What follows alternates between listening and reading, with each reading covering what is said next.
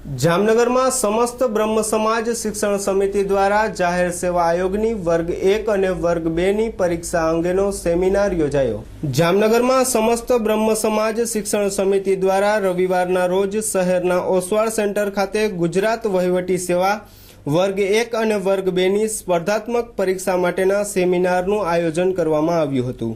અને આ સેમિનારમાં 300 જેટલા વિદ્યાર્થીઓએ ભાગ લીધો અને આ સેમિનારમાં પ્રોત્સાહિત કરવા માટે રાજ્ય કક્ષાના મંત્રી વસુબેન ત્રિવેદી, જામનગર જિલ્લા કલેક્ટર નલિન કુમાર ઉપાધ્યાય, સૌરાષ્ટ્ર કચ્છ બ્રહ્મ સમાજના trustee Narendrabhai Trivedi, Shri Kankeshwari Devi institute of ટેકનોલોજીના મેનેજિંગ ટ્રસ્ટી વીવી જોશી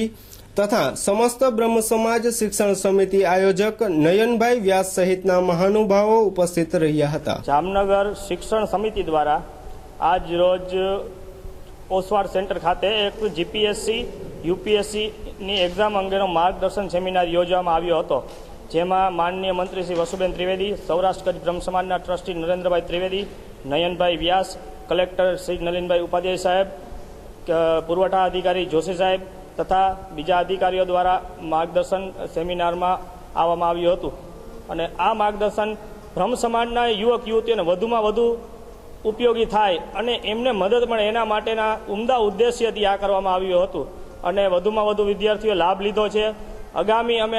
આ કાર્યક્રમ પછી મોક ટેસ્ટનું આયોજન કરવાનું ઈચ્છીએ છીએ અને